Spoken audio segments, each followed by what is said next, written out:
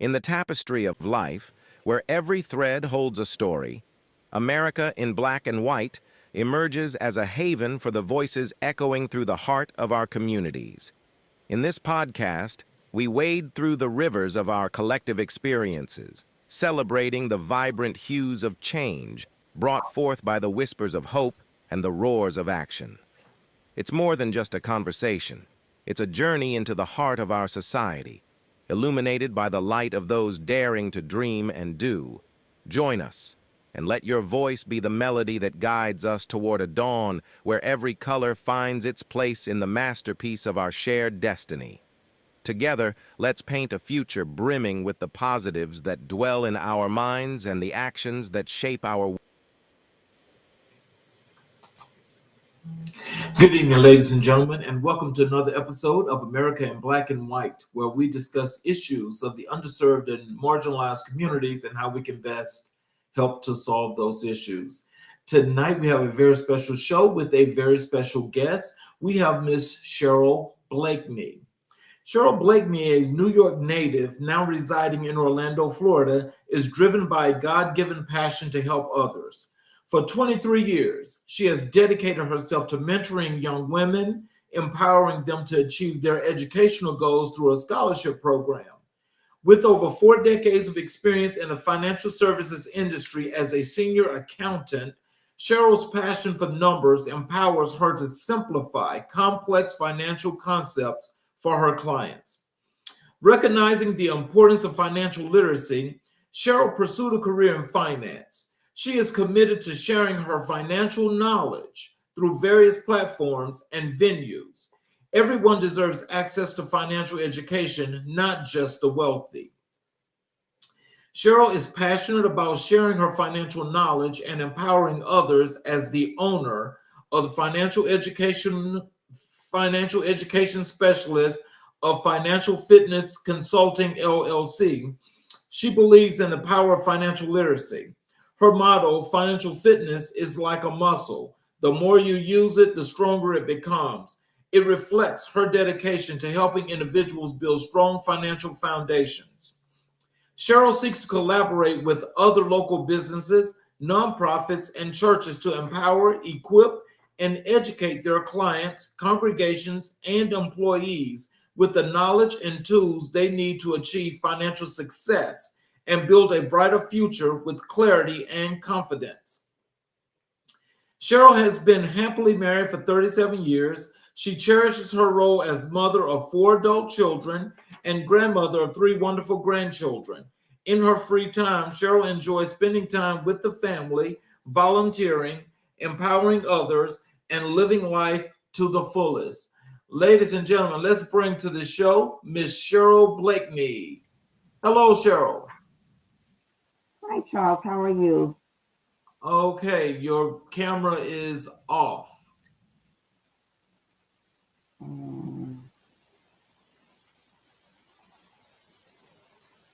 It says it's on. I'm not sure why it's not showing, but it says that it's on and it's not disabled. Okay. Well, Okay, I'm just going to be able to talk tonight. okay. Wow. Well, let's just push through. Is there anything you'd like to add to your bio before we get started with the show? No, basically that was my bio, and that tells a lot about who I am and what I do. And 2 things I do want to add: that I love to help people. I love to give back. I mean, that's my passion. It's always been my passion to be able to give back to the community and make a difference.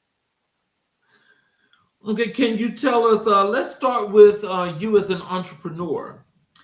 So tell us, what inspired you to transition from accounting to entrepreneurship?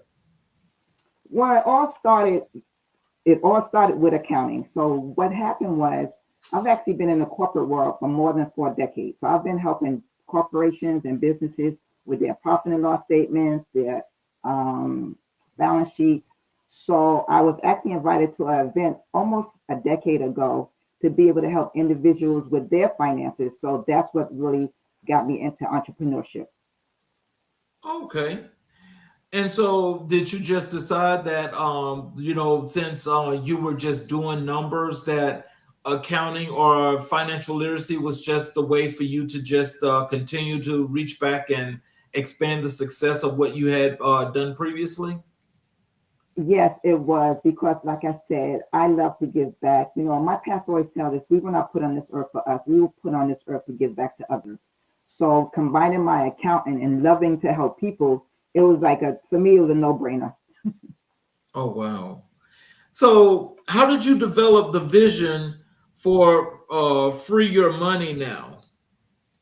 Well, basically, we all work hard for our money, but at some point in life, you're going to want your money to work hard for you. So when you think about freeyourmoneynow.com, which is my website, it's like, how do I go about freeing up my money so that I can live the financial abundance that I've always wanted to live? So it's not about what you make, it's how much you keep, but what you're doing with that money that you're keeping. So what challenges did you face when starting your own business, and how did you overcome them? Well, in the beginning, the challenges is I know the belief that I have when it comes to financial literacy, and it's just changing people's mindset as far as when it comes to financial literacy. Because, like I said, everyone deserves financial literacy, not just the wealthy. So for me, it was getting people to understand, changing their mindset more from a poverty mindset to an abundance mindset. So that was the for me, that was in the beginning, just having people change their mindset, knowing that it doesn't matter how rich you are or how poor you are. Everybody can use their financial literacy to actually get ahead. Okay. Well, what I love about that is that, just in when you talk about just dealing with the numbers, and you're talking about financial literacy and things of that nature. I think for a lot of the underserved, marginalized communities where people don't have that resource, I'm more than sure that the people that you reach out to and the people that you help are very appreciative that you're actually offering that kind of information. Yes, like I said, financial literacy is the basic when it comes to your finances. Do you have a budget in place? Do you have an emergency fund? If you have children or grandchildren, do you have a financial future set for them? Do you have something, a goal in place? Also, when it comes to financial planning, which a lot of people don't think about, is having life insurance in place. You are your most valuable asset. So you want to make sure that you are protected, not just for yourself, but for your family as well. So when I talk about financial literacy, is giving them all the basic when it comes to your finances. But one of the main things is people don't know and people don't even think about is the rule of 72. So when we talk about financial literacy, the rule of 72 is so important because this is how your money grow. And if you don't know that rule, you are slowly losing your money daily, weekly, annually. But this is what a lot of people don't think about. Warren Buffett, the billionaire, says there's two things when it comes to money. Never lose your money. And the second rule he always says is don't forget rule number one. But in order to know that rule, you need to know the rule of 72. And we're going to actually get into that a whole lot. But that right there definitely speaks volumes for a lot of folk that, especially those that aren't actually familiar, they're going to learn what that is tonight. I can tell you that. Um, what does a typical day look like for you as an entrepreneur? Well, since I am still working full time, so I'm a full time accountant and I'm a part time entrepreneur. But when it comes to entrepreneur, everyone knows that's really a full time business at the same time. So for me, I do my accounting during the day, during the week, and then I focus on my clients, in the evening, on the weekends, because I want to be able to give them that education when it comes to their finances. So from an entrepreneur standpoint, like I said, I'm more of a part-time entrepreneur, but still doing it full-time to be able to help my clients. Okay. So how do you balance being a business owner with your personal life? I don't know if they call it balance because everybody said they always ask me, well, when do you sleep? So I don't think it's more of, I don't think we would call it balance because sometimes you got to put a little bit more here or a little bit less there. So it's what you do with what you got. So, for me, as far as balancing, I make sure I do have time with my family, have time with my grandchildren, but also have time to be able to answer any questions from my clients. So it's not a balance like 50-50. It might be some days 70-30, some days might be 60-40. So it's not a balancing act per se when it comes to being an entrepreneur. You just need to know what you need to do to be able to give back to your clients, in addition to making sure you're taking care of yourself as well, because that's so important. So what advice would you give to someone looking to start their own business? First of all, it's not easy. I actually started in a business really late. I'm a baby boomer, so I started in the business really late. But the one advice that I would give any entrepreneur, and this is what my mother gave me, not as an entrepreneur, but one of my values is don't quit. No matter what you do, times are going to be hard. You're going to have your up days, you're going to have your down days, but you're not going to know if you're victorious if you end up quitting. Right. So I instilled that in my children and my grandchildren. Whatever you do, don't quit. And that's entrepreneur. Just keep going, because it is a light at the end of that tunnel. But if you stop, you're never going to get. So Whatever you do, don't quit. So, can you tell us this? With your entrepreneurship, are you planning any expansions or any special projects at this time? No, for me, it's more about giving back, educating. It's the education when it comes to your finances, which is the most important thing, because we all work hard for our money. But at some point in life, we want our money to work hard for us. So it's not about expansion, it's about being able to give the knowledge to those that don't know. We don't know what we don't know. It actually changed my life almost a decade ago. So I want to be able to pay it forward when it comes to financial literacy. So when it comes to your entrepreneurship, are you doing any collaborations or working partnerships with any other companies as far as your business structure? Right now, my aim is to be able to collaborate with nonprofits, church congregations, small businesses, to give them that information, when it comes to financial literacy. So for me, I aim to collaborate with, small businesses, whether it's a Boys and Girls Club, it's a community center, it's a mom's group, those nonprofits that don't have that financial literacy. And then even churches. I mean, we talk about, money is kind of taboo in church, but everybody needs to know it's not money that's evil. It's the root of how you use your money. So Yes. everyone needs to know, what is the foundation when it comes to your money? Are you a good steward of your money? So that's what I want to be able to bring to different church congregations. And then when it comes to small businesses, what is your succession plan when you're getting ready to leave your small business? Do you have something in place? Are you going to leave your business to someone? Do you have life insurance if you have a business partner? Do you have life insurance on each other? So that's the most important for me, the collaboration, to be able to bring my financial knowledge. Okay. So how do you stay motivated and focused on your goals? I am a very positive person, and everyone knows I am so positive. So I think for me is knowing that I'm making a difference. That is what motivates me every single day, knowing that I've made a difference. I don't want to make the difference. I want to be the difference in someone's life. So that's what motivates me every single day. And I'm a very positive person. Oh, wow. I love that. Because, I'm one that believes that, when we practice positive reinforcement, and we say it and we be about it on that daily basis, it's what we get back because we put it in the atmosphere. What do you think about that? That is so true. That is so true. Like they say, you reap what you sow, like you plant good seeds when it comes to positivity, your values, being around people that have the same values that you have. So yeah, I definitely believe in that when it comes to positivity. So, what role has networking played in your entrepreneurial journey? Networking is huge, especially in my business. I do a lot of networking. I've actually just had a women's summit that I just did this weekend. And actually, one of the young ladies, I handed out one of my cards, and she actually reached out to me today. And she said, I would love to find out what you do.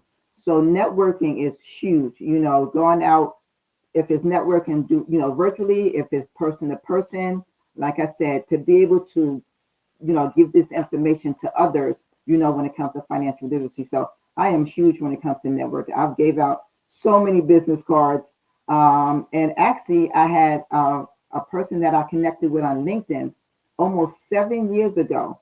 And they reached out to me just the other day because they had a friend that actually needed life insurance. This goes back 7 years. So the power of networking is amazing. It is huge. So, how do you measure success in your business? Success for me is knowing that I have changed a person's life, one person at a time. So for me, I wear a lot of hats, based on my bio, being an accountant, being a mentor, and, being a financial educator. But success for me is seeing what you have done for another person's life. So let me talk a little bit about mentoring. Is that okay with you, Charles? Yes. Okay. So when it comes to mentoring, I work with young ladies that come from lower income families, and the program is called Take Stock in Children. So I'm a mentor, but I call myself a cheerleader. So knowing that I made a difference when these young ladies graduate from high school, graduate from college, I've been doing this for 23 years, and actually two of my young ladies just graduated in 2024. One graduated from University of Central Florida, and the other one graduated from the University of North Florida. But they are still in contact with me. I met them when they were 16. They are now 24 years old. But I know that I made a difference in their life. Mm. And now that's a very impactful thing to do. When it comes to your Mhm. community, because I think, when you say how you like to reach back, I know that Mhm. that's got to speak volumes, because when you start doing that and the word of mouth gets out, not only does it help business wise, but also for those that want to learn. Have you had any of the young folk actually ask you about starting a business and talk to you about their future goals? Well, I have not had them ask me anything about a business, but I have quite a few that are now mentors. So I know the impact of mentoring. They wanted to be able to give back as well. So it's not business wise, but mentoring, like I said, it's huge because everybody you can use a mentor. You're a cheerleader. You're there to put the belief in them until they can believe in Mhm. themselves. So I have two of my students now they're actually becoming mentors. So to me, I know I made a difference in those young ladies' lives. What has been the most rewarding moment in your career so far? The most rewarding moment, which I would say from not from a business standpoint, but also going back to mentoring. So I had one young lady, she graduated back in 2016. She was the first in her family to graduate from high school. Oh, wow. Her parents did not graduate. Her grandmother did not graduate. She had a brother that was 2 years older than her. So I'm sitting in the audience watching her receive her diploma. So you talk about rewarding. That was the most rewarding experience for me of all my years of mentoring. Wow. Let's let's transition over to financial literacy, because I know that not only is that one of the big things you do, but I think that's also one of the main reasons. I think we have people that are watching this show that needs to get some understanding and learn a few things. And Mhm. so let's just start with, why do you believe financial literacy is so important in today's world? I believe it's important, especially to start when you're young, because we have young people graduating from high school. Some of them never seen a checkbook. Some of them don't know what a credit card credit score is. They don't know what FICO is. So if you know these things before you graduate from high school, before you go out into the real world, try to figure out what are you going to do with your money. That's why financial literacy is so important. It's just giving them the basic foundation when it comes to their finances. I actually had a young man one time told me, yeah, I want to make $1 million. Well, do you know what that means? But they don't think about that, you know? So it's just being able to give them that basic foundation when it comes to financial literacy. And what does that mean? You know, financial literacy, we talk about financial abundance. Well, how do you get there? You know, financial literacy includes the rule of 72, which is the basic foundation when with financial literacy. So it's just those little baby steps that people need to start. You know, you can't see the whole picture. So just take one step at a time when it comes to financial literacy. So as we're getting into this, so can you tell us about the rule of 72? What is that exactly, and what does it do? Okay, so the rule of 72 is basically a formula that was created and made famous by Albert Einstein. Even though he failed math, he actually made this rule famous. So the rule of 72 is you take 72, you divide it by your interest rate, whether you have an interest rate on your credit card, whether you get an interest rate in your saving account, you divide it by 72. That is the amount of years it's going to take for your money to double. So basically, say you was getting interest rate and the bank was giving you interest rate at 3%. 72 divided by 3 is actually 24. Sorry, guys. It's 24. So that means every 24 years, your money is going to double. So imagine, Charles, I gave you $10,000. You're age 20. Okay. And so every 24 years, that money is going to double. So by the time you're getting ready to retire, it doubled 3 times because you're about almost 72, almost 72 at that age. But you only have $60,000. But it took you almost 72 years for that money to double when you think about it. So that rule is so important. But the sad thing is a lot of people don't know the rule of 72. It works for you and it works against you. Right now, the national average interest rate in a savings of the banks across America is 0.18%. Take that same rule of 72. 72 divided by 0.18 is 400 years.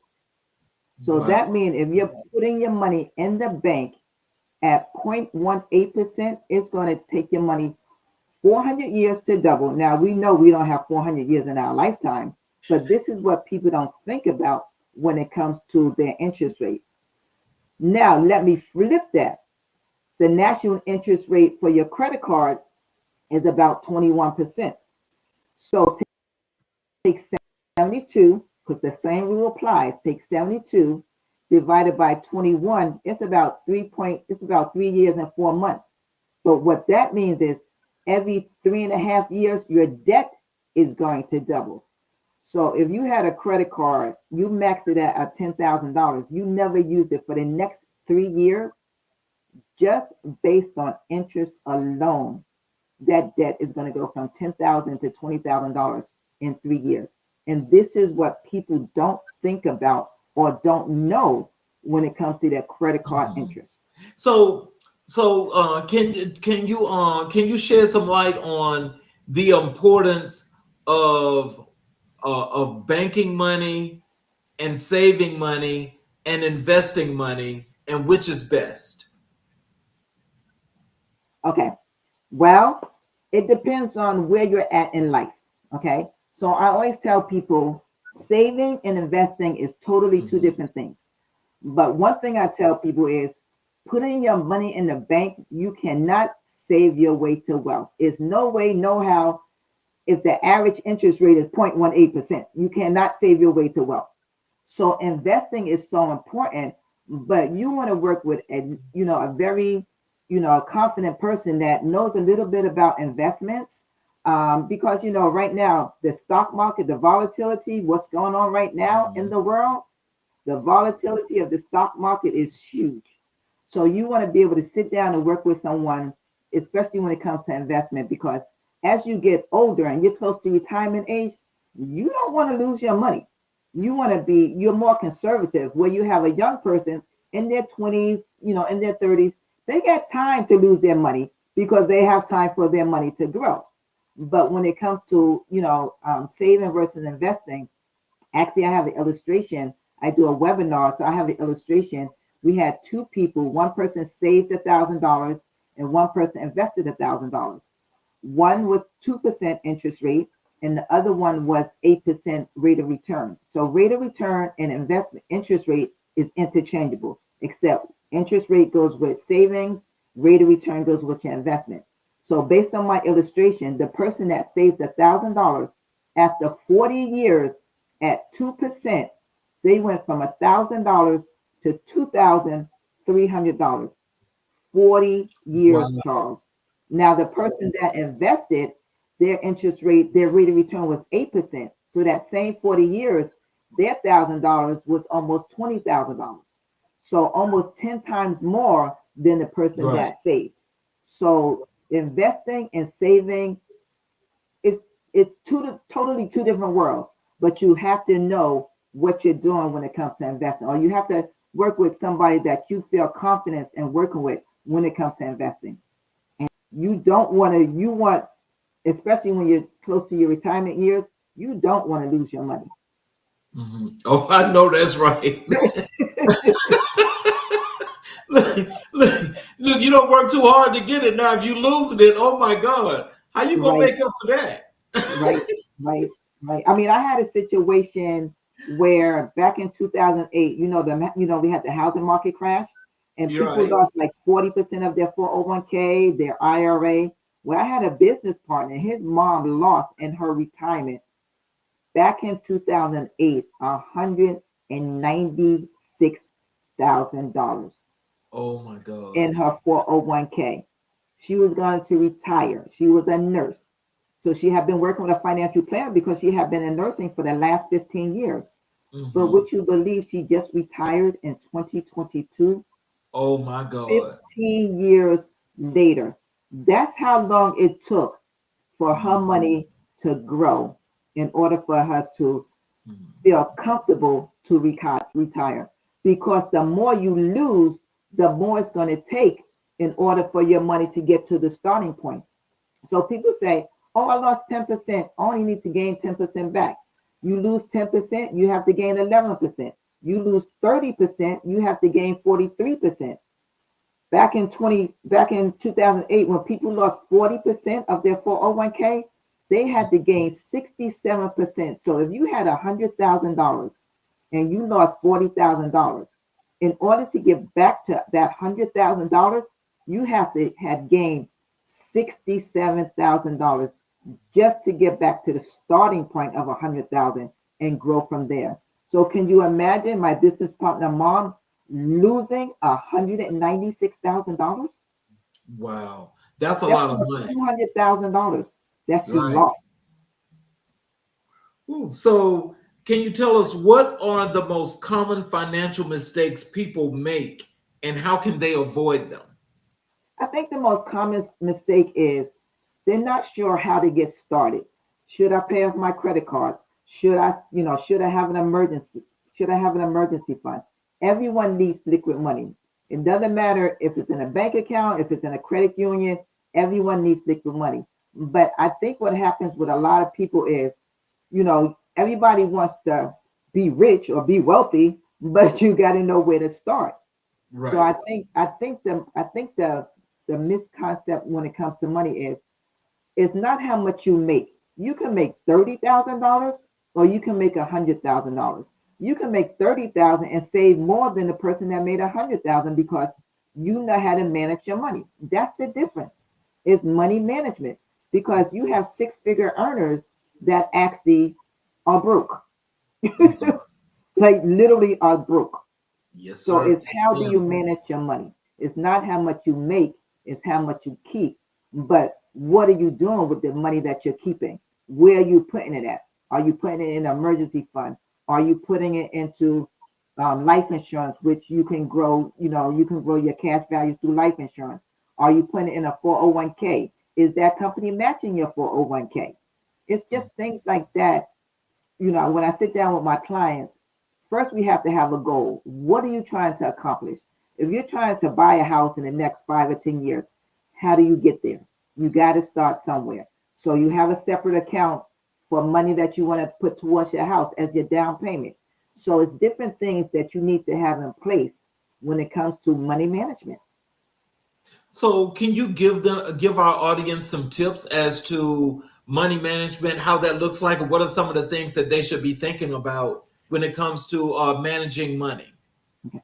Well, when we talk about managing money, like, people either, work a 9 to 5, some people have a part-time hustle, some people are entrepreneurs, but it's the main thing that you need to have is a budget. And not just have a budget, but to stick with that budget. Because if you have income coming in and you have expenses going out, but you don't know, most people know how much they make every 2 weeks or every week. So you know your income. But if you have expenses and you're not accounting for it, then when it comes to, well, I want to put like $50 in my bank account, but at the end of the month you had -10. Well, how did that happen? Because you didn't have a budget in place. So working in corporate world, most corporations start their budget in September for the next year. Right. For the next year. So right now, my company, we just finished our budget at the end of September for 2025. So just having that budget in place and sticking to it. Sometimes, some days, some months something might happen. You might have to dip into the money that you're trying to save. But I always tell people, be consistent. Keep yourself accountable for what you say you want to do. And I think that's what makes a difference when it comes to money management. So how do you approach teaching financial literacy to individuals from different backgrounds? To me, it doesn't matter what background you came from, what demographics, what your, as far as what you make, is just teaching them the financial foundation. So actually, every Thursday, I have a webinar. It's called Financial Freedom Roadmap. And I show them the basic foundation when it comes to their finances. The rule of 72, having a budget, an emergency fund, having protection for your family, which is life insurance. If you're getting ready to retire, if you're within 10 to 15 years of retirement, do you know how much money you need to take you through your retirement years? Because what happens with a lot of retirees is like, yay, I'm 65, I want to retire. But have you thought about how much money you need to take through your retirement years?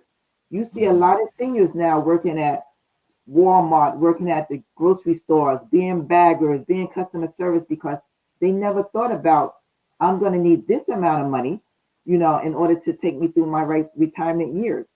You have your Social Security. Some people might have a pension. Some people might have a 401k. But, once you retire, you don't have a full-time job. So that full-time income is not the same. So you want to be able to, manage that money as well. So let me ask you this. Now, this is kind of like quick fast.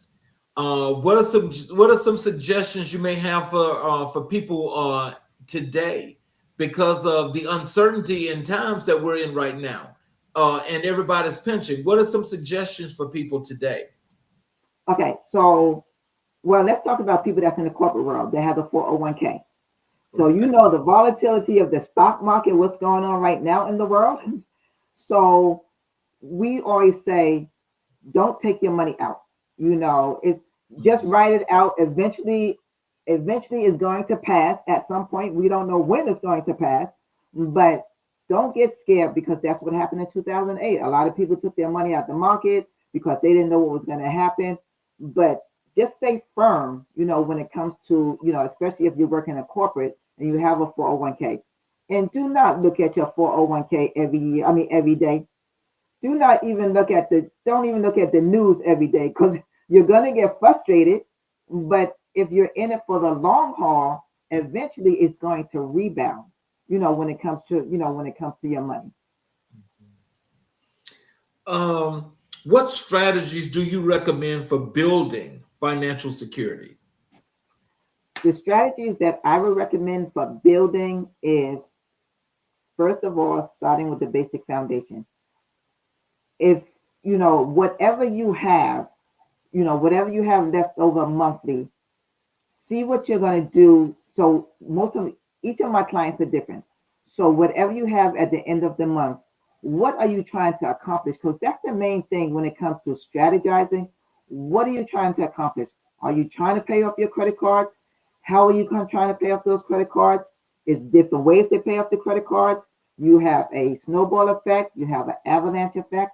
But I always tell my clients, whatever you do, if if you saved $100 for the next 2 months, if you paid off a credit card, celebrate those small wins because you want to feel like you accomplished something. So when it comes to strategy, put something in place. Like I sit down with my clients, we sit down and we figure out what are you trying to accomplish? Because if you don't know what you're trying to accomplish, you don't know where you're going. So how do you get started? That's so true. the strategy is, what are you trying to accomplish? And we start from day one and then build from there. I actually back in 2018, I actually had one of my church sisters. She didn't have a savings account, and she kept telling me, "Sis Cheryl, I'm going to get a savings account." So what I told her was, start with $25 every 2 weeks. Start with $50 every 2 weeks. Start with something, because 5 years from now, you're going to be saying the same thing. Man, I wish I would have started that savings account.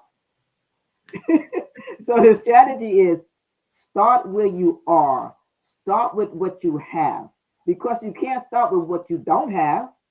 So the strategy is, start with what you have. So if you have $100 a month, at the end of 2025, if you save for 12 months, you have $1,200 more than what you didn't have.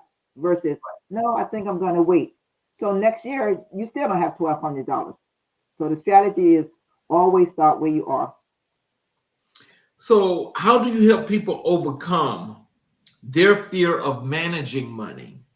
Well, you know what? When it comes to money, it's a numbers game. And the thing about it is, most people are really scared of numbers. And so they're very fearful when it comes to numbers. So I myself, I love numbers. Being in the accounting world for almost 44 years, I love numbers. So it's just being able to explain to someone, when it comes to your numbers, like I said, what are we trying to do? But everyone has fears when it comes to numbers. Like, I mean, some people get anxiety when it comes to numbers and when it comes to, managing their money. But I try to take it one step at a time. I remember for me back in 2020, during the pandemic, I lost my job. My husband lost his job. We was living on unemployment for a year and a half. And I'm an accountant, but I knew the struggles. So I know the struggle people go through. So when Right. people say, Cheryl, I don't have it, trust me, I've been there. Emergency fund, that didn't exist for me back in 2020. I was literally living unemployment check month to month. So I know the struggle that people go through. So I want to be there to be able to help you through that struggle, because I've been there. So I can talk because I walk the walk when it comes to finances. So, tell us, what is your favorite financial literacy tip to share with others? My financial literacy step would be my motto, which is, financial fitness is like a muscle. The more you use it, the stronger it becomes. And what that means is, just like when you go exercising, they said, the more you exercise, those muscles get strong. Well, Yeah. your financial fitness muscles are your budget, your emergency fund, paying off your credit cards, debt management. What do you have in place for your children's education? Like in my case, I have grandchildren. I actually, almost a decade ago, I put something in place for their financial future. Before they even get out of high school, college, they already have something in place. Mm. That's interesting. So, let's use that as an example. I mean, so are those things that you have to go a little bit more in depth with them to to get them ready to be financial savvy? Or is there anything that they just learn from just the tips that you give them on a daily basis? Well, usually what I do, like I said, I do my weekly webinar, and then I actually sit down with my clients, the one that's interested. I sit down and we go through, what are you trying to accomplish? What is your goal? So the financial foundation is the beginning, but you want to build on that foundation. So that's why I say it's a financial fitness muscle. You want to build on that foundation. If I gave you this tip as far as the rule of 72, so you have a credit card, go back and look at your statement. What is your interest rate? What is the balance on that credit card? Now you know, based on what I told you, how long it's going to take you to pay off that interest, to pay off that credit card. Prior to me giving you the rule of 72, you will have no idea how long it's going to take you to pay off that credit card. So it's those basic foundations and knowing what, how to get started when it comes to your finances. Wow. How do you tailor your financial advice to meet the needs of young people? I love to work with young people. But the thing about young people, they don't think about, well, first of all, they don't want to think about retirement. I'm 20 years old. I don't want to think about age 65. That's so far in the future.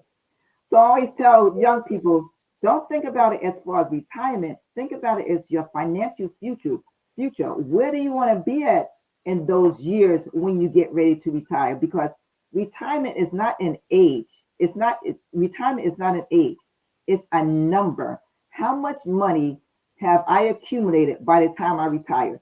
You can retire at 40 years old. You don't have to be 65. You can be 45. Mm-hmm. So when I talk with young people, they don't want to hear retirement. Miss Cheryl, 65, that's so far away. So I said, think about it like this. This is your financial future we're talking about. So if you start saving your money now, by the time you're 65 years old, you can be a multi-millionaire. But we got to start now.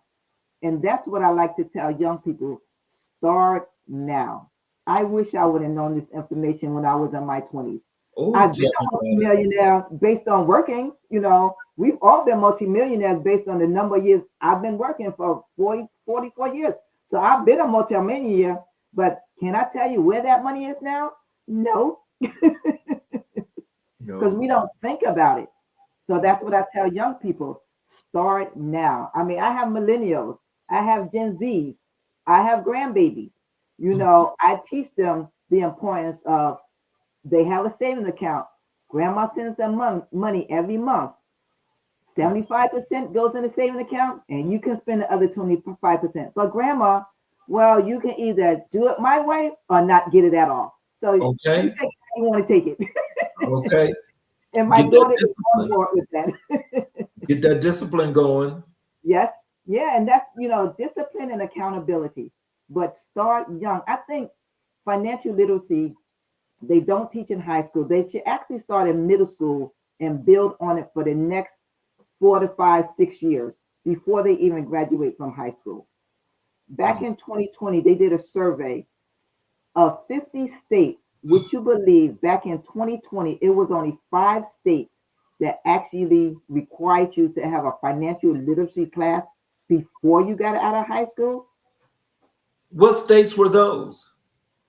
I don't remember, but I know Florida was not one of them. But now Florida is one of those states, because now they put into place any student graduating in 2025 on will need a financial literacy class. One of my students that I'm working with, my mentee, she actually has the financial literacy class now. She's a junior. Mm-hmm. Oh, wow. So what role does technology play in improving financial literacy? Well, technology is changing every day. So you want to stay up on, different things when it comes to your finances. AI is real. I just want to say AI is real. So when it comes to your finances, you can ask AI questions when it comes to your finances. What's the best online saving accounts that's going to give me the best interest? So technology is huge. Google is everybody's friend. Just getting the information. What is the best credit card you can have when it comes to your interest rate? The lower your interest rate, the less you're going to pay to these financial institutions. So technology is huge. Google University, AI that you can ask anything. So as time goes on, get the answer to our question, but you still need a human person to actually make sure that you're getting the right information as well. Yeah, just as you mentioned that part about AI, because now people are actually creating their own artificial intelligence. Oh wow. And so as this technology is evolving every second, every minute, every hour, every day, every week, every month, going into every year, it's Right. evolving. Right. Like as we're talking right now, it's evolving.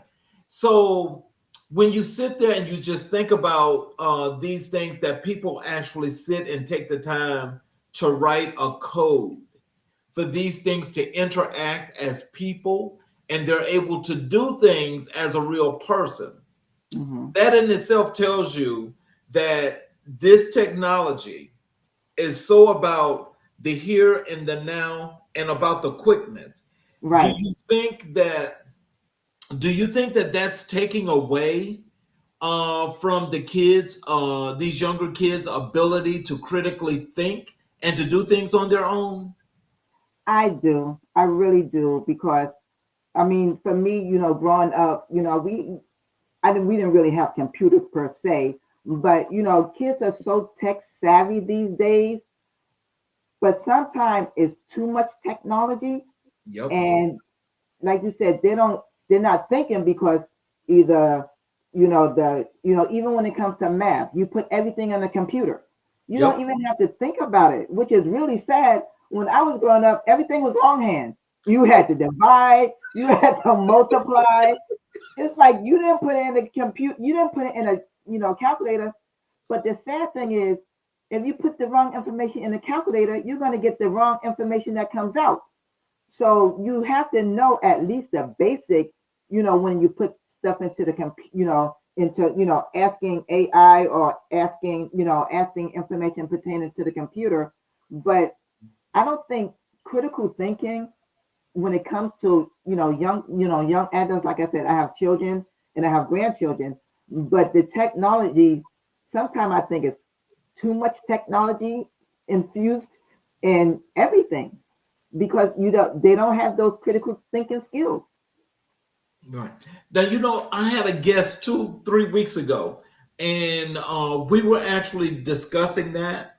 And I was saying to him, is that just what you were saying, is that I'm so used to how we had to actually figure out the algebraic equations on both sides and get the answer. Right. We had to learn how to use that compass when we did geometry. Right. We had to use that compass when we did some parts of trig. Right. But now they've got this TI-83 That's or this correct. You are correct. TI-85, and they put the stuff in the calculator, and there it goes. It graphs and gives you the answer. I know. I know. I know.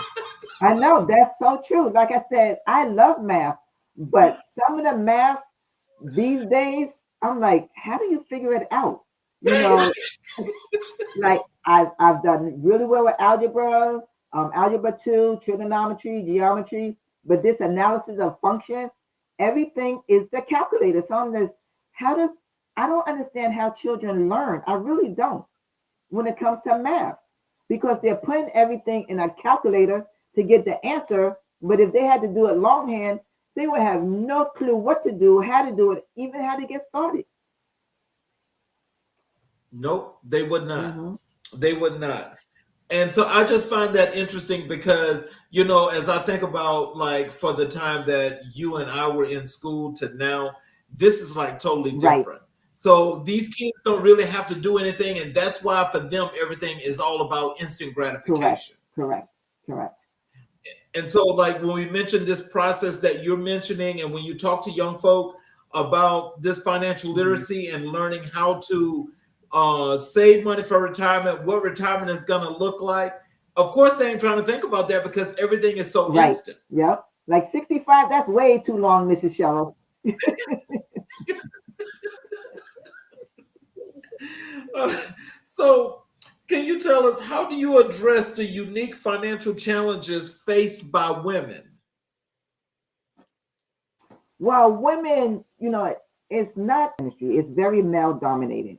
So, talking with women, and I think for women, especially, if they're married, they always feel, most, I'm not saying most women, but some women, usually the husband does the finances and things like that. And that's just the way society has been, taught, as far as the man does the finances and things like that. So for me, it's really, really important because I actually had a young lady. She got divorced, but her husband did everything. Like literally, I was asking her, so how do you pay your credit card? Well, my husband does it. I mean, like we were starting from like from scratch, like on a piece of paper. Okay, well, we need to go through, you know, what does your budget look like? Well, my husband did that. Okay, so what part of the budget did you do? Well, I paid this bill, which was the electric bill. So, so for women, we are very smart women and we are very financially savvy. So it's just, making sure that we understand what we need to do with our money, because we are the number one retailers when it comes to, buying things and things like that. So we are the number one retailers when it comes to using our money. So we want to make sure that we're going to be using it wisely as well. So, what is the most important lesson you've learned about money management? The most important lesson that I've learned about money management is, for me, because I've been in the corporate world for so long, is having that monthly budget. That's what's important, having that monthly budget. You can stray away from it, but it's really, really important when it comes to money management because, like I said, you have six-figure earners don't know how to manage their money because they probably don't have a budget in place. And a lot of people don't want to think about budget because it's like a negative connotation. So some people call it a spending plan. But the income that you have coming in and the expenses that you're going out, what part of that can you spend and what part of that are you saving? Right. Mm-hmm. So let's transition over to your mentorship, and again, it's like to acknowledge that it's Women's History Month, Mm-hmm. but also to shed some light on this wonderful program that you do where you mentor these young women, these young girls. Mm-hmm. I think that that's absolutely just one of the best things that you could possibly do. And so, can you tell us what inspired you to become a mentor for these young women? Okay. Well, it actually goes back to 2002 because I started 23 years ago, and Mhm. I was at a company, and they had different vendors come for community service. So Mhm. before I started mentoring, I used to be a tutor for kindergartners. The program was called Master Academy Tutoring in the school system. I was actually tutoring kindergartners. Never Mhm. imagine in the world that you can tutor a kindergartner. So when I Mhm. was doing this program, it was through my county, through my school system, Seminole County school system, and that's when I found out about the mentoring program. Because I've always had it on my heart to be able to give back from a young age. From the age of 9, before I even started counting, I wanted to be a math teacher. So I always Mhm. wanted to give back to be able to help others. So my senior year of high school, I took an accounting class. So that's how I ended up in accounting for the last 42 years. But I still had that passion to be able to give back. So for me to be able to mentor these young ladies, knowing that I'm not helping them with math, I still get to do my accounting, I still get to do my numbers, but now I'm making a difference. Just like being a math teacher, I'm making a difference. Being a teacher, it's a hard job. So for me, Mhm. being a mentor is so, so rewarding. And like I said, I've been doing it for 23 years in the state of Florida because it's actually a program through the school system, and it's called Take Mhm. Stock in Children. And basically, The application is sent out to all eighth graders that are on free and reduced lunch. They get to apply for the program. We send out over 2,000 applications every year. We just finished interviewing our set of eighth graders that's now going to be in the program. So we went from 2,000, it was narrowed down to 200, and we just selected 30. So it's a process. They fill out the application. They have to write an essay why they feel they qualify for the scholarships. The parents have to write an essay why this scholarship is deserving for my child, and then they do a panel interview. So I've been part of that panel interview. It's like 3 of us. I've been part of that panel interview. So imagine being 8th grade, you're like 15 years old, and you're sitting in front of 3 adults it's like interviewing for a job. But those young people, they do amazing. So our mentoring is female on female and male on male. So like I said, to be able to give back to the, be able to give back to the program. Mentorship is that being a cheerleader, because they come from lower income families. So some of my young ladies, they come in with low self-esteem, but I want to be able to build them up to let them know, believe in yourself. You can do whatever you want to do. You just got to believe in yourself. And if they don't believe in themselves, I'm going to put the belief in them until they can believe in themselves. Exactly. That's what I'm going to do as a mentor. Oh, wow. Yeah. Oh, wow. That is so wonderful. I mean, I tell you, that you get some special kudos because I'm serious because, again, that's what this platform is about, especially reaching back to the underserved, marginalized communities. But as the guests that have come on this show, everybody's doing their part, but you in particular, I mean, it's like you're like right there in the school system doing this, and that's really wonderful. Yeah. I mean, like I said, it has been amazing. So actually this year, so we have 64 counties, 67 counties in the state of Florida. So actually I was nominated and awarded the Seminole County Mentor of the Year for Seminole County. Then my information was submitted to the state of Florida. I was just awarded and recognized for the State Mentor of the Year for the whole state of Florida. I just came back from Tallahassee last week.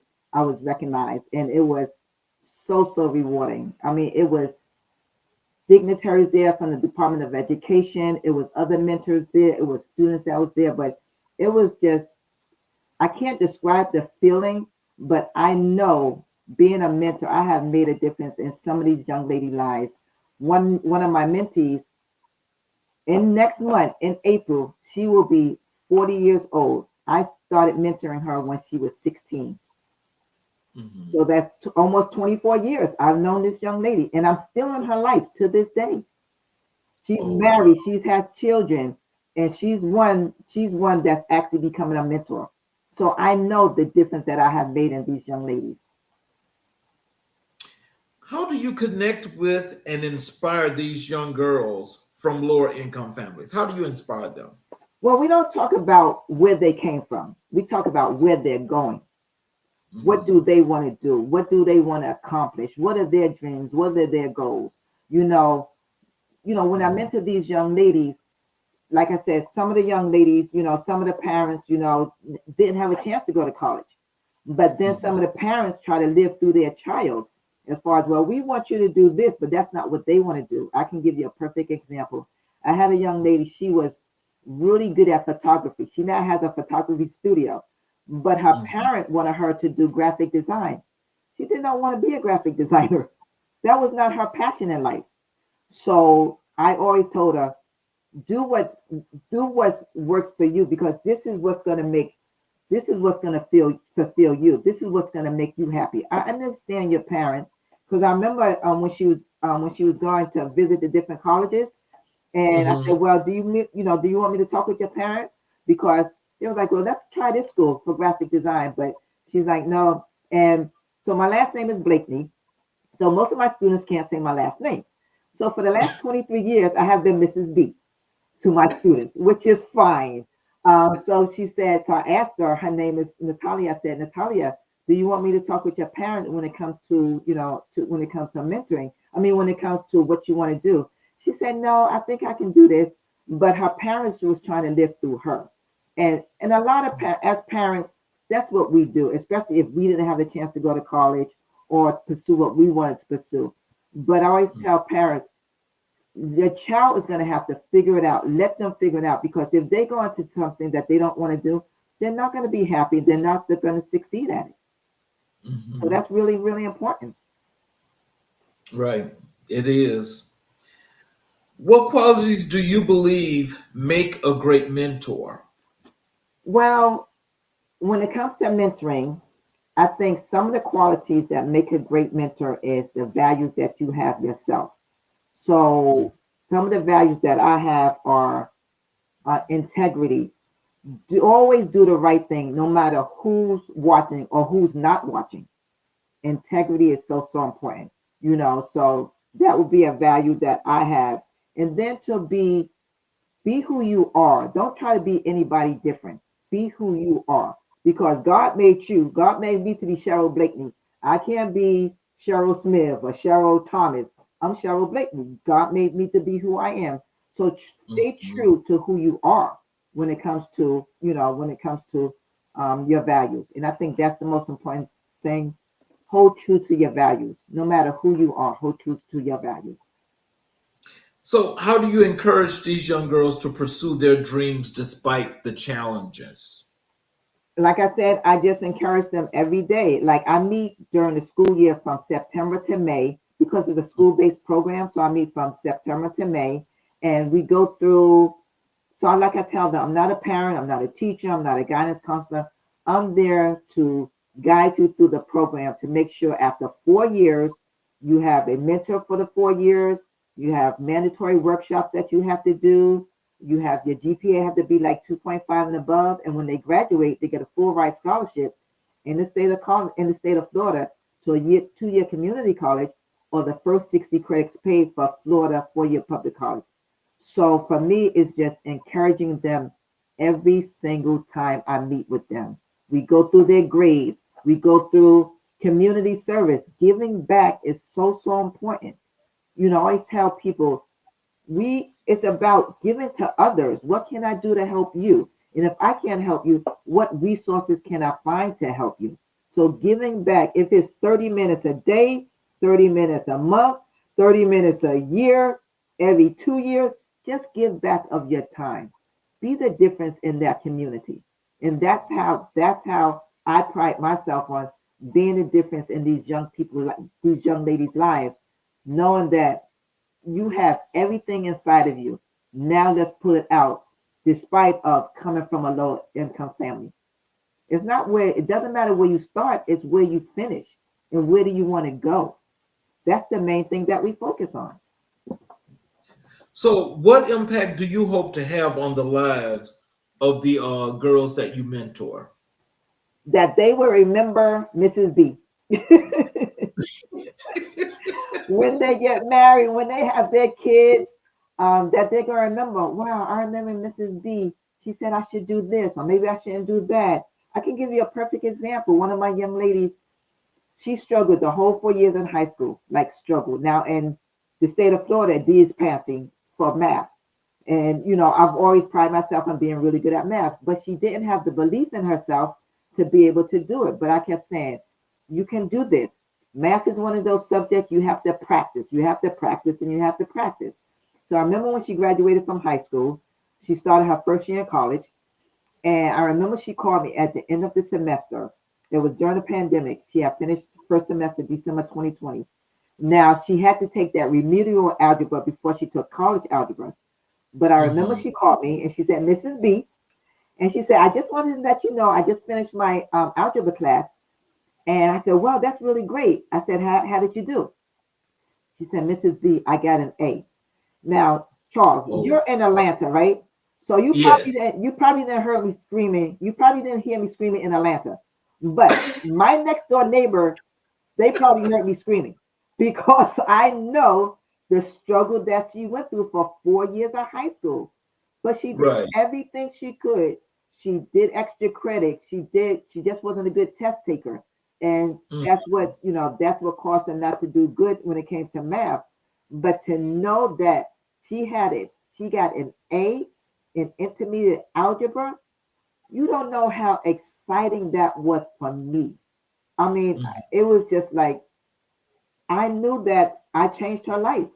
I knew I made an impact, that she started believing in herself. She's like, you know what? Mrs. B said I can do this. I can do this. And that's what she did. And she just graduated last year with her bachelor's degree. And now she's actually working in her field. So I've known her for 8 years. So that the impact for me is to be able to see these young ladies graduate from high school, graduate from college, to go on to be successful. That's when I know I have made an impact on them in their lives. So how do you incorporate financial literacy into your mentorship programs? Actually, I have my mentor coordinator. I was able to do a financial literacy class for the students themselves. I have a actual webinar just based on the young people. So I was able to do it for the students. And then I actually did one for the parents. But the mentor coordinator of my program gave me the opportunity to be able to give back to the young people to get them started. I mean, most of them are in ninth grade, ninth to 12th grade. They don't know what a FICO score is. They don't know interest rate when it comes to your credit card. Things like the importance of having good credit, because this world is based on credit. Like literally is based on credit. So having a good credit score, but how do you get a good credit score? If you get a credit card, or you have parents where parents can put their child on their credit card, as long as they have good credit. You don't want to put them on a credit card that's not good credit. But that's how they can get started as well. And then they can see by the time they get out of high school, they might have a 700, 800 credit score and don't even know how they got it. And then the world is theirs. 800 credit score at 18 years old because it's something that your parent did. It's a no-brainer. Right. Ooh, so you got to be careful and tell them, look, don't mess this up. I know, right? What advice do you give to young girls about building self-confidence? Building self-confidence, I always tell them, in which I'm a firm believer, you got to believe in yourself. You have to believe in yourself. It doesn't matter if nobody else believes in you, it all starts with you. So that self-confidence starts with you. You got to be able to say, I am excellent. I am beautiful. I can accomplish anything. I can create, I can do whatever I want to do, through Christ, things like that. But you want to be able to say to yourself, I am the best. No matter what circumstances I come from, I am the best. And I'm going to be accomplished. I'm going to graduate from high school. I'm going to be the first in my family to graduate from college and to be able to succeed. So that self-confidence is telling them you can do this. You have everything in you to believe, to be able to do whatever you want to accomplish. Nobody can take that away from you.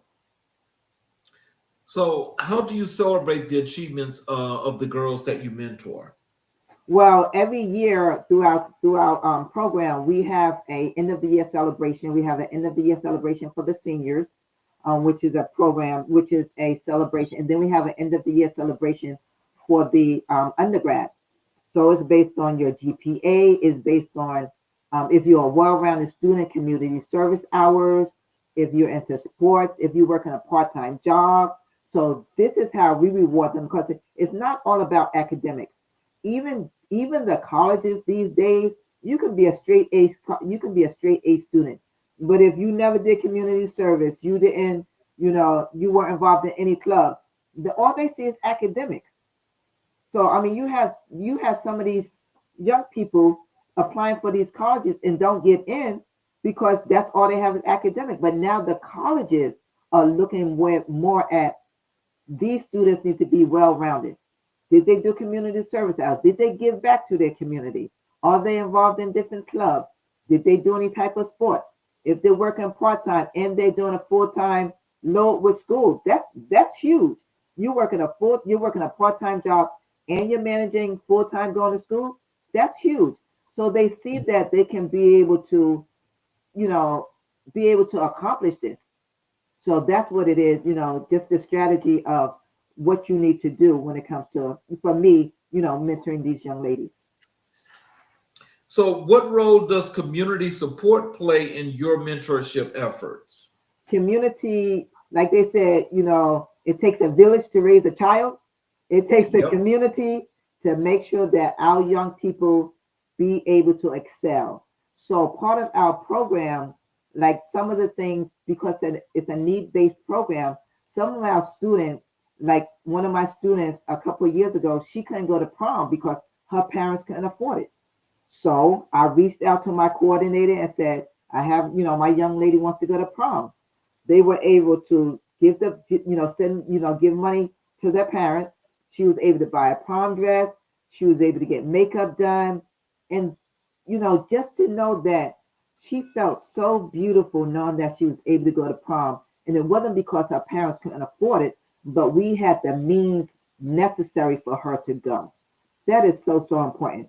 To be in your senior year and knowing, Mrs. B, my parents don't have it. I made a phone call that day, and within 24 hours, 48 hours later, they were able to call the parent and say, "What do you need? What is the amount of the dress? What is the prom ticket?" That is Oh, huge. wow. That is huge It for these young is. ladies. Mhm. It is. How do you ensure your mentorship programs are sustainable and impactful? I think for me, as far as sustainable, the program itself, it just celebrated its 30th year. So the impact that it's made in the state of Florida is huge. So I think the sustainability, because they can see the rate, it's like 100% rate. People, these young people graduating from high school. The rate for graduating from college is like 83%.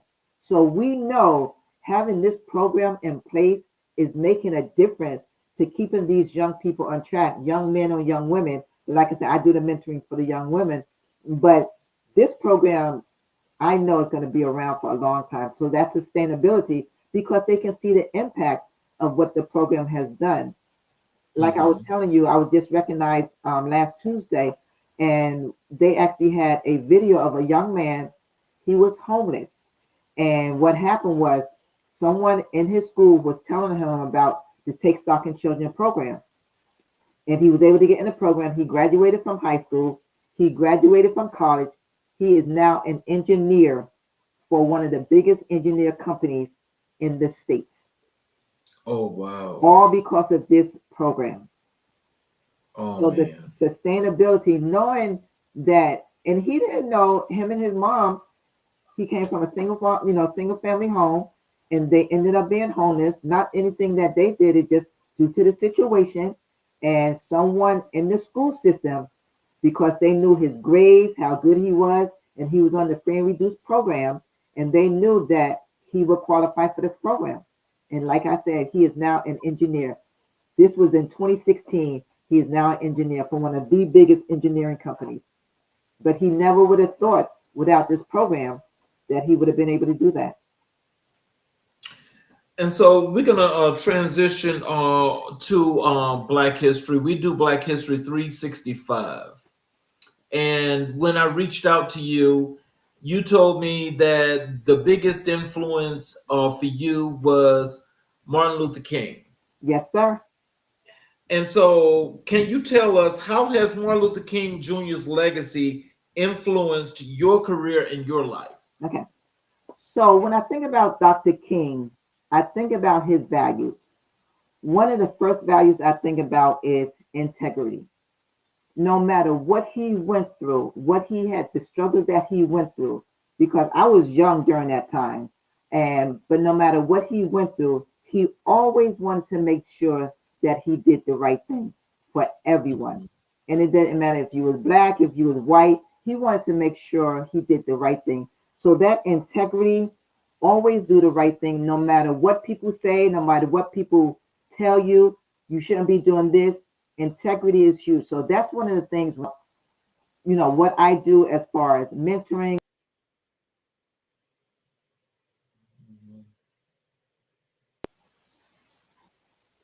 It's actually thinking about being able to have that integrity. Okay. Another value when it Okay. comes to Dr. King is dedication. He was so dedicated to making a difference in this world. So for me, that value holds so true for me because I'm dedicated to making a difference when it comes to financial literacy. And it doesn't matter Mhm. who you are, because like I said, financial literacy, everyone has the right to know what financial literacy is because we all work hard for our money but we want our money to work hard for us. So having that education behind financial literacy is so important. And the next thing when it comes to Dr. King is loyalty.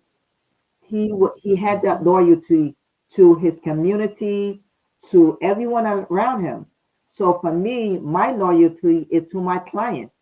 What can I do, for you to, have that loyalty to me as far as, being able to trust me, being able to say, you know what, I know Cheryl is going to do the right thing for me.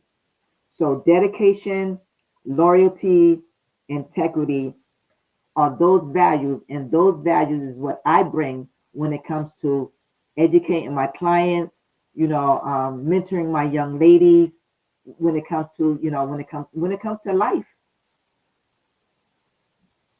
So, what lessons from MLK's teachings do you apply to your work in financial literacy? What I apply when it comes to financial literacy in my work is giving people the right information. Sometimes you just don't know. You just don't know where to start. So I think for me, it's giving them the right information to be able to take that first step to the next step. Before you run, you got to walk. Before you walk, you got to crawl. So for me, being able to give them the information when it comes to their finances, one step at a time. So, how do you incorporate MLK's principles of equality and justice into your leadership, your mentorship programs?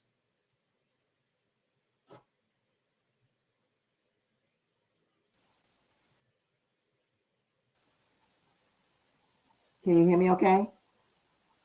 Yeah. Now I just heard you. Couldn't hear you. I was Okay, can you silence. repeat the question again? I says, how do you incorporate MLK's principles of equality and justice into your mentorship programs? When we talk about equality and justice, that's equality and justice for everyone. Male, female, black, white. That's equality and justice for everyone. So for me, when it comes to mentoring, like I said, most of my young ladies come from lower income families. So they still have the opportunity, no matter where they came from, to be able to succeed. So when we talk about equality, they're just as equal to do something as someone that's come from a higher income family.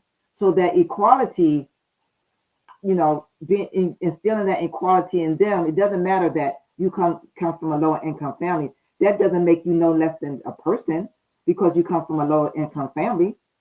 So equality is, incorporated into everyone. It doesn't matter male, female, black, white. That equality, is incorporated into everyone. So, what does MLK's vision of economic empowerment mean to you? Economic empowerment is having the when you talk about being empowered, that is, they always say knowledge is power, but Mhm. knowledge is more powerful when you apply it.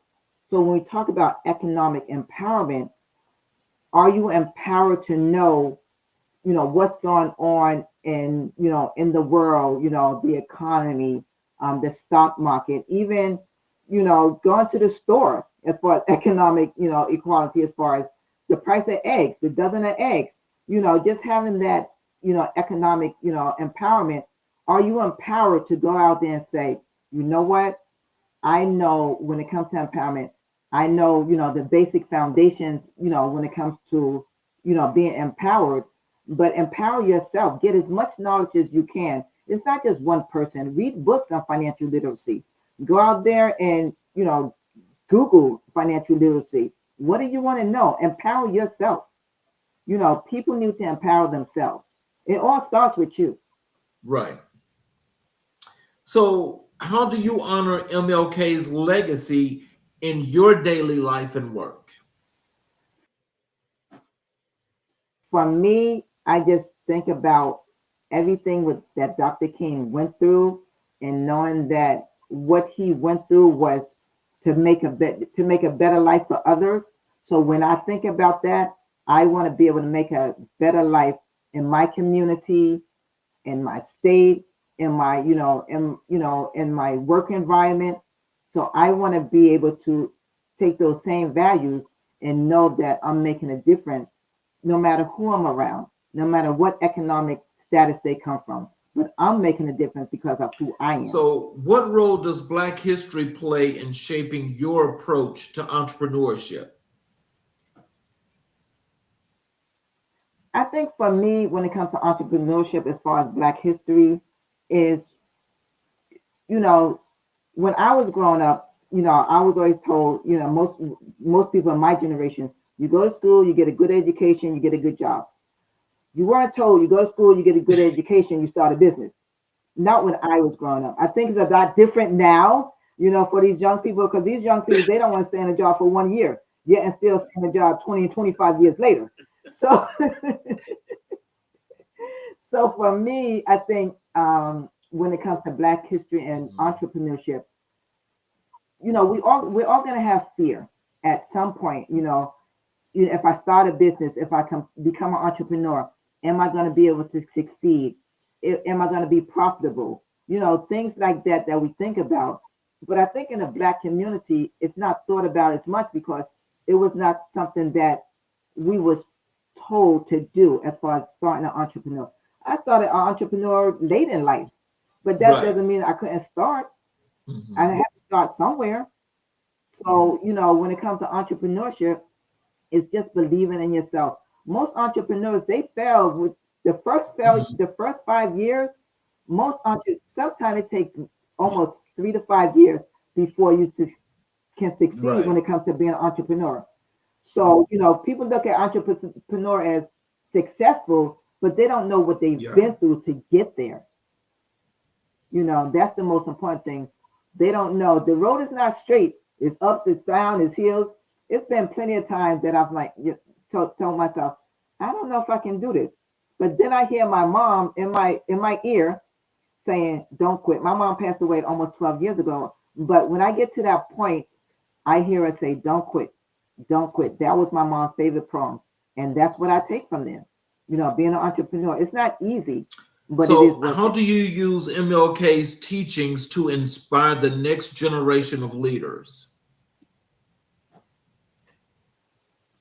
The teachings, when it comes to Dr. King, is, for me, is just part of that is empowerment, teaching them to do the right thing, no matter what, no matter what anybody else is saying. Having that loyalty, being dedicated to what you want to do and how you want to get there.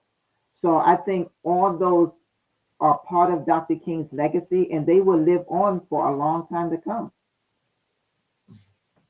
So, what parallels do you see between MLK's fight for civil rights and your work in financial education?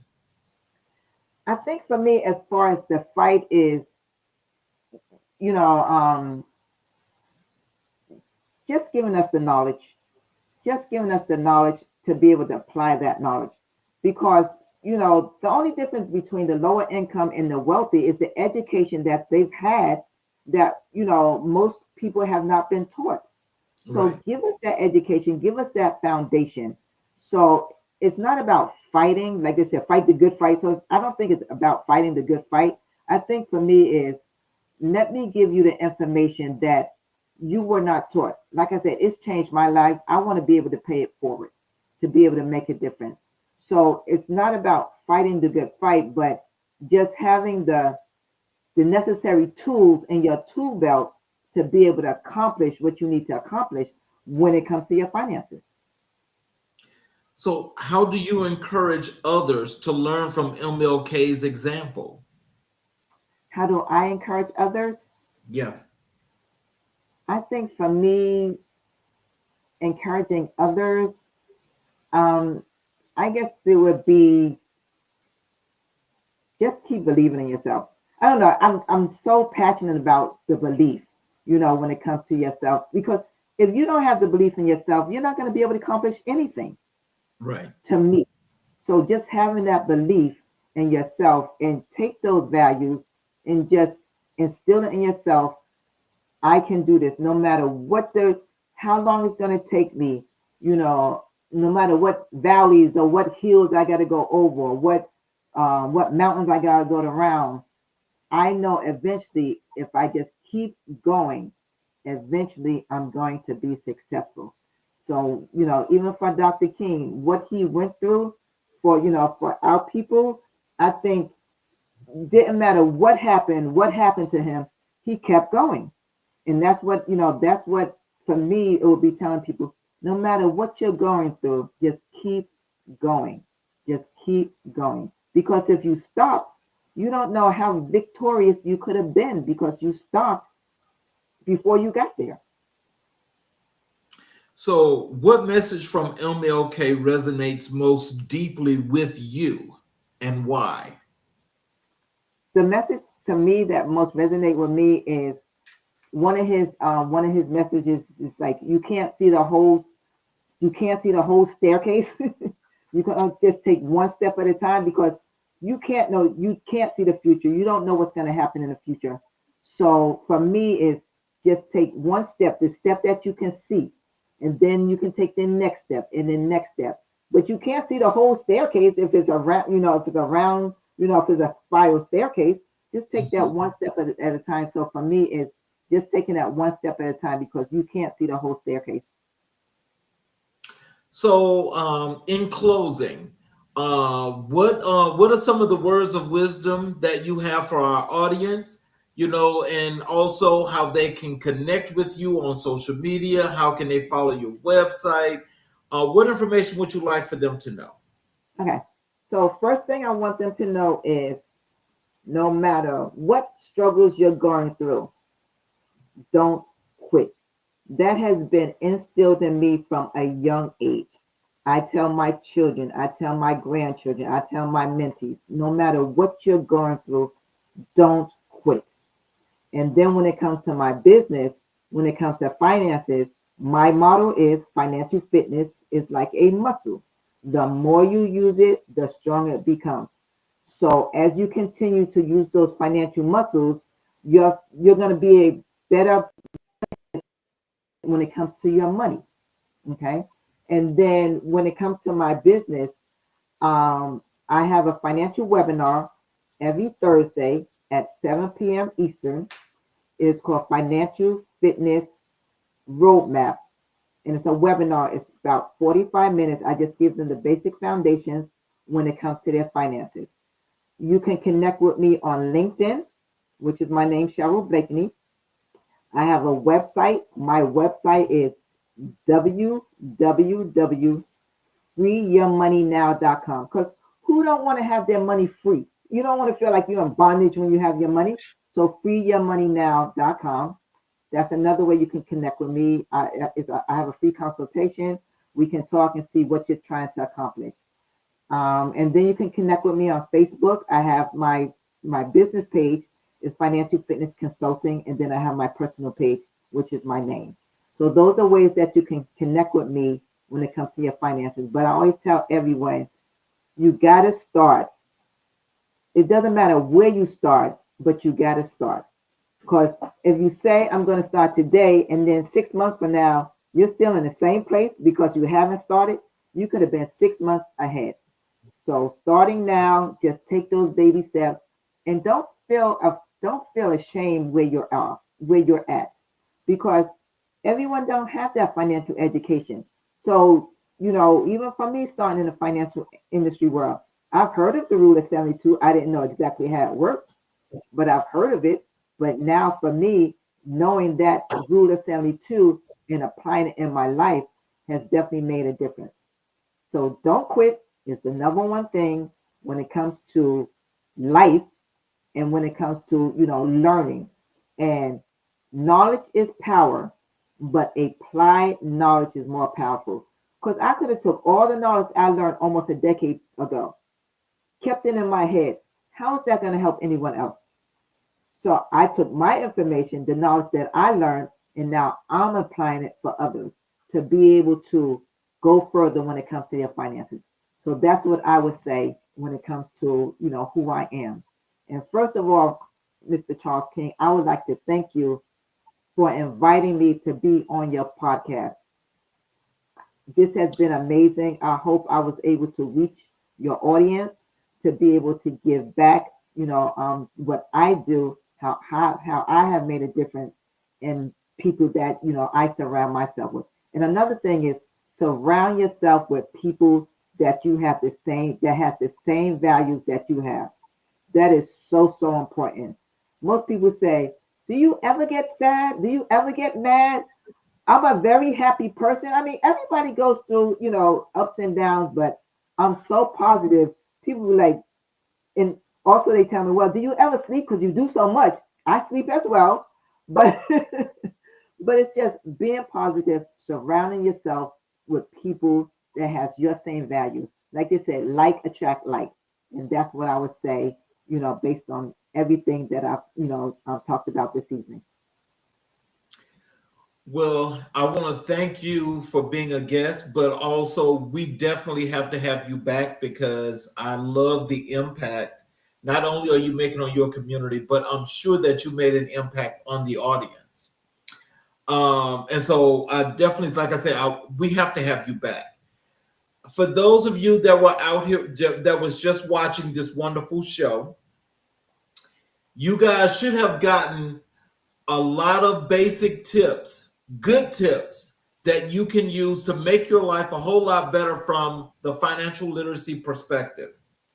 Ms. Blakeney not only broke down the rule of 72, but she also gave you concepts as to how to use and manage money. Now, I would suggest, for those that want to learn more and want to connect with her, to please find her on those social websites, those social media platforms that she's on, or connect with her via her website, because I'm very sure that those webinars that she do would be very, very helpful for all of us to learn or to refresh ourselves about a lot of things that we may have forgotten about. And when she mentions the rule of 72, that is something that I think each and every person should have the opportunity to learn, and also know why it's important to have something like this to use as a tool to make your life a whole lot better. So for those of you that are watching on the YouTube channel, if you have not subscribed, we would appreciate if you can support us by subscribing and getting the notifications on the YouTube channel. For every time we do a show live, you will be able to catch the show live, or you can go back and watch it when you like. But you would also get the opportunity of watching shows such as what Ms. Blakeney just did, as well as all the other previous shows. But please show us that support and subscribe to our channel. I want to thank you all for being here this evening. We have another wonderful show tomorrow night, same time, 6 p.m. Eastern Standard Time. So I hope that you all will join us again tomorrow night. And again, learn some more tidbits. What's going to be better to help you in your life.